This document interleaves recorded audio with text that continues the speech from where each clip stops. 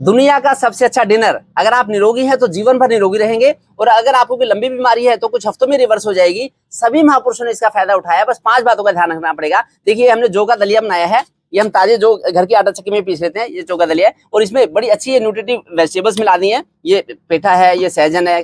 5 बातें को ध्यान रखना आपको। सबसे बड़ी बात है कि डिनर हमेशा ताजा होना चाहिए। कभी भी कोई बासी बेकरी की चीज ना हो, ताजा हो। उसमें या तो ऐसे दलिया ले सकते हैं, खिचड़ी ले सकते हैं, बिना नमक का, बिना मीठे का हो, या फिर बिना नमक मीठे की सब्जी लेके उसके साथ में रोटी खा सकते हैं। ये ध्यान रखना, पहली बात ताजा है। नंबर 2 बात है, सेकंड चीज है कि जब खाना खाए तो भूमि पे बैठ के हाथ पैर मुंह धो के, ढीले ढाले कपड़े पहन के, ऐसे हाथ पैर मुंह धो के तब खाना खाएं, तो खाना अमृत बन जाएगा। नंबर तीसरी बात है कि जब खाना खाएं, डिनर करें, तो 4-5 घंटे की इंटरमीडिएट फास्टिंग के बाद ही डिनर करें, तो उसका फायदा मिलेगा। नंबर 4 ये ध्यान रखना आपको, जब भी खाना खाएं तो शाम को सूरज छिपने से पहले, देखिए अब सूरज छिपने वाला है, लगभग 6 बजने वाले हैं, तो सूरज छिपने से पहले डिनर ले लें, 6 बजे से पहले ले लें, वो खाना अमृत बन जाएगा। कुछ लोग कहते हैं डॉक्टर साहब हम तो डॉक्टर हैं, इंजीनियर है, IT पर्सनल है, जज हैं, एडवोकेट है, हम तो घर पे 7-8 बजे आते हैं, कैसे करें? अगर आप चाहते हैं, अगर आप फिटनेस आपकी टॉप प्रायोरिटी है, तो आप एक इलेक्ट्रिक केटल आप अपने ऑफिस में भी रख सकते हैं। आप कच्ची खिचड़ी घर से ले जाएं और वो खिचड़ी वहां पे इलेक्ट्रिक केटल में बना सकते हैं, 15 मिनट में बन जाएगी, और वहां पे ही बना के खा सकते हैं। लेकिन आप कभी बीमार नहीं होंगे, फिर ये गारंटी है इस चीज की। तो ये फायदा। या फिर अगर आपका घर आसपास है तो आप घर पे खा के फिर चले आए, फिर 2 घंटे अपना बिजनेस कर लें कुछ भी, या फिर आप घर से ताजी खिचड़ी बनवा के मंगा भी सकते हैं, लेकिन फिर बीमारी नहीं होगी बिल्कुल भी।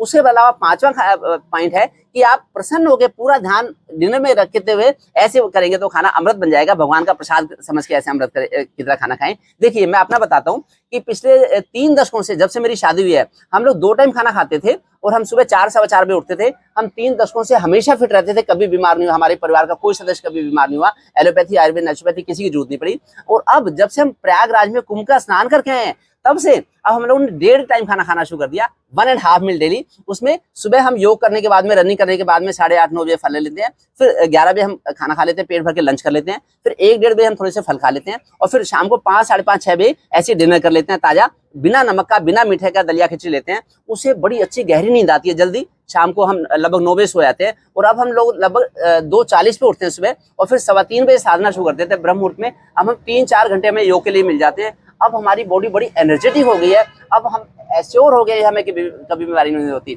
और फिर मौसम के अनुसार ही, ऐसे ऋतु के अनुसार चीज लें, आपका भी इंश्योरेंस हो जाएगा, आपको योग के लिए समय मिल जाएगा।